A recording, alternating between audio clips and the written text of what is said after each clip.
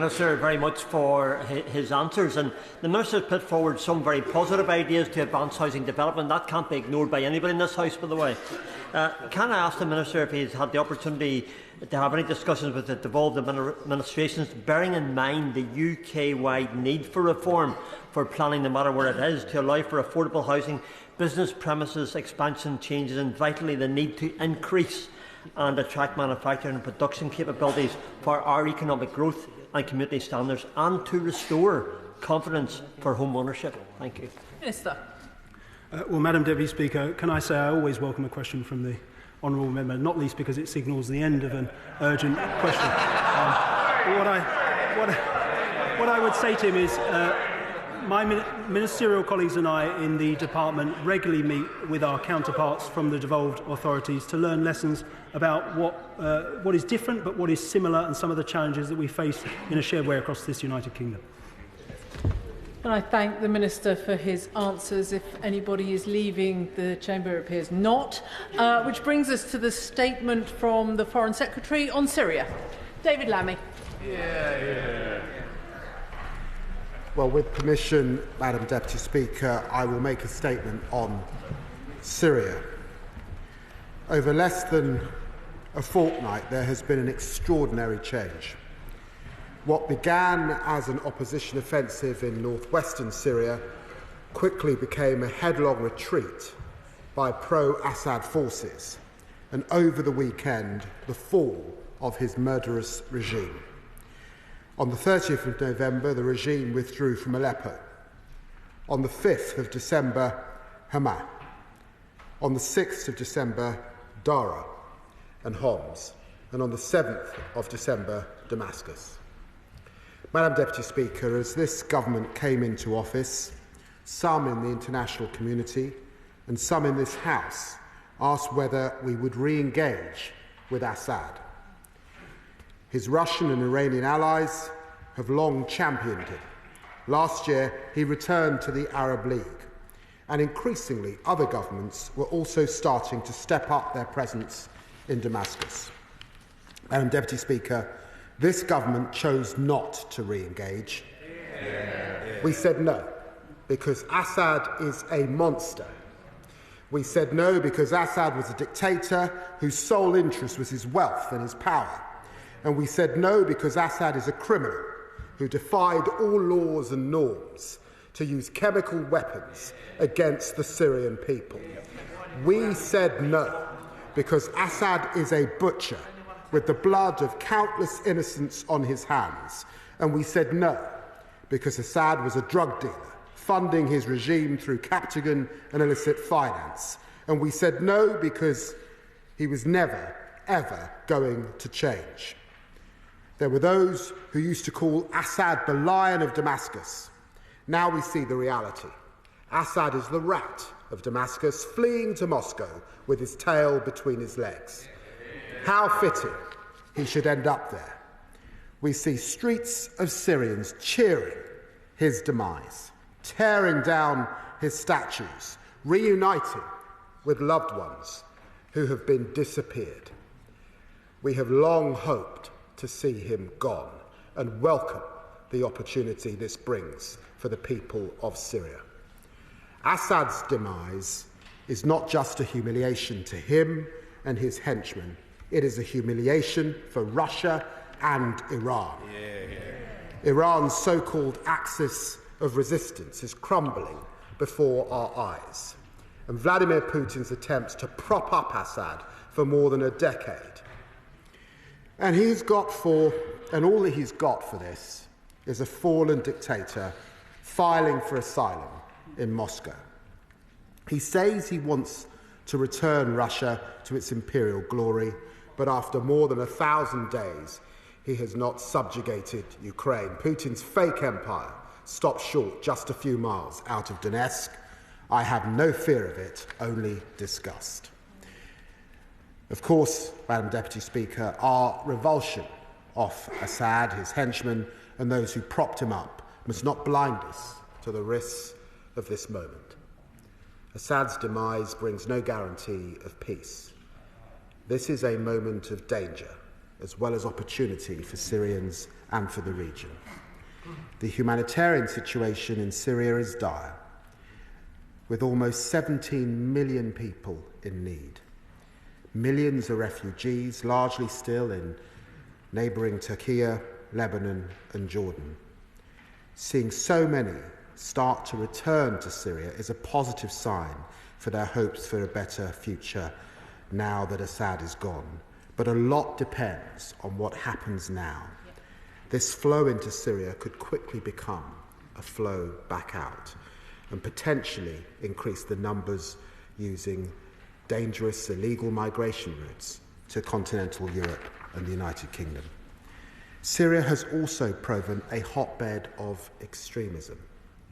This House will know that the group whose offensive first pushed back the regime, Hayat Tahrir al-Sham, or HTS as it's now being called, are also a prescribed terrorist organisation in the UK as an alias of al-Qaeda. That should rightly make us cautious. Thus far, HTS has offered reassurances to minorities in Aleppo, Hama and Damascus. They have also committed to cooperating with the international community over monitoring chemical weapons. We will judge ATS by their actions, monitoring closely how they and other parties to this conflict treat all civilians in areas they control. The UK and our allies have spent over a decade combating terrorism in Syria.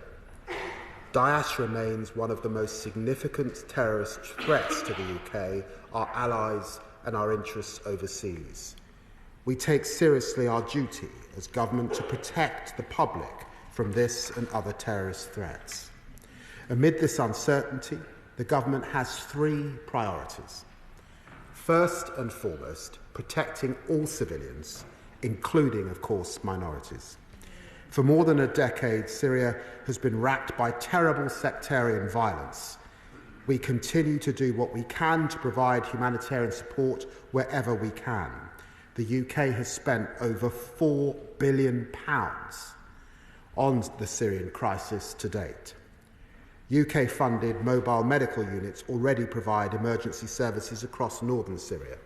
Last week, we gave a further £300,000 to the White Helmets. And today, the Prime Minister has announced an additional £11 million of humanitarian support for Syrians. Second, securing an inclusive, negotiated political settlement, as I discussed with the UN Special Envoy for Syria, Geir Pedersen, yesterday. This is how the Syrian people can begin to chart a path to a united and peaceful Syria. And finally, preventing escalation into the wider region. For more than a year, the Middle East has been in the grips of a series of interlocking conflicts, which threaten to become an ever more catastrophic war. And in Syria itself, Russia and Iran have kept Assad's regime on life support. If we are to achieve a better future for Syrians, we should let Syrians themselves determine their future. Madam Deputy Speaker, we must learn from this crisis another lesson too. Illicit finance was a fundamental part of Assad's playbook, and it's a part of Putin's playbook and the playbook of dictators and criminals around the world. This hurts ordinary people in our own country and people in Syria. It drives up crime and it drives up house prices here in the UK. And that is why today I'm announcing £36 million in new funding for the National Crime Agency on anti-corruption. A new anti-corruption champion in Margaret Hodge, and new sanctions on those using the illicit gold trade.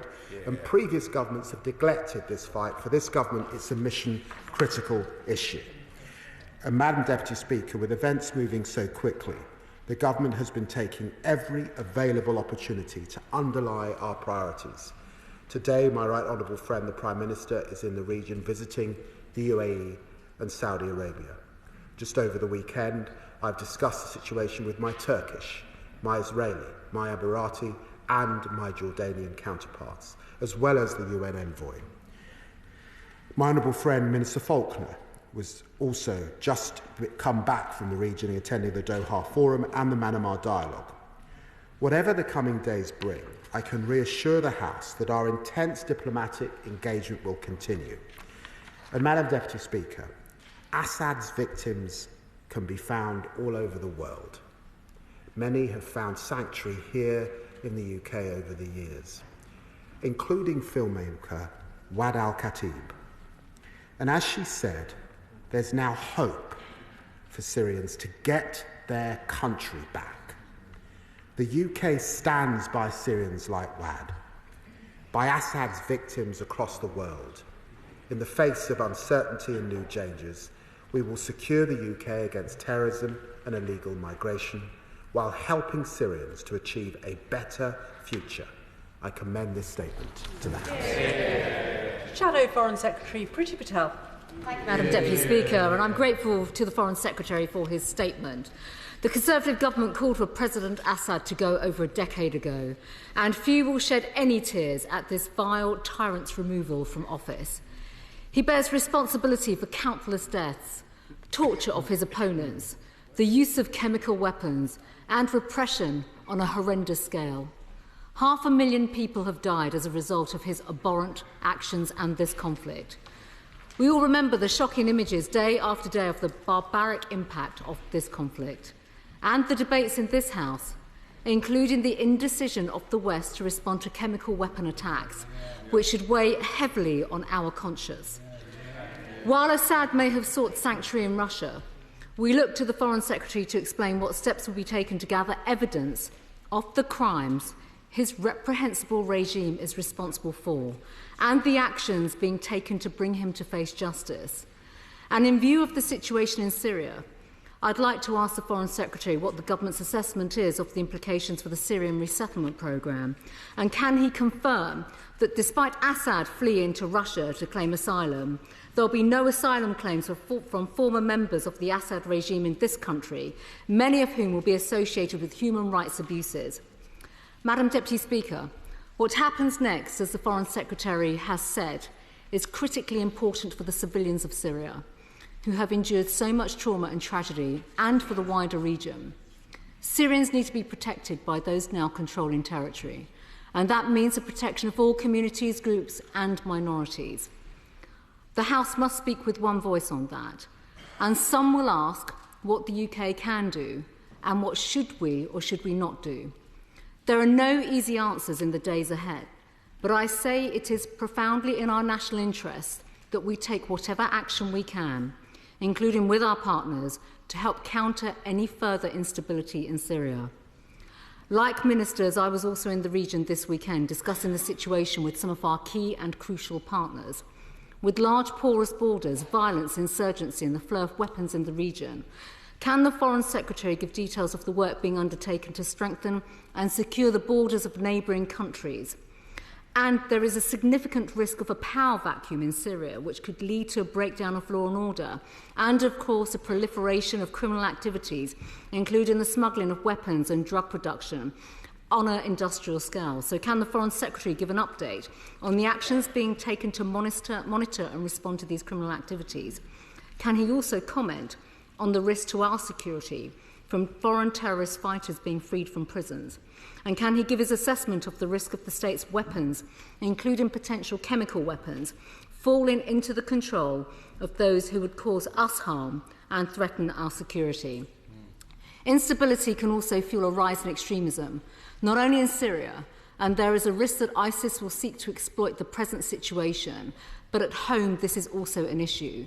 So can the Foreign Secretary inform the House as to whether a cross-government review of the security and defence implications and the implications for terrorism risks is underway? And of course, to what level can he share, and I appreciate this might not be fully in this House, what discussions are underway with our intelligence partners to counter extremists and security threats from the region itself? Hayat Tahrir al-Sharam's historic links to al-Qaeda and their ideology is too well known, and therefore they have been proscribed for good reasons. So can the Foreign Secretary give a timetable for the reported review of HTS and share the details of the legal mechanism he'll be using for that review? Can he give assurances that the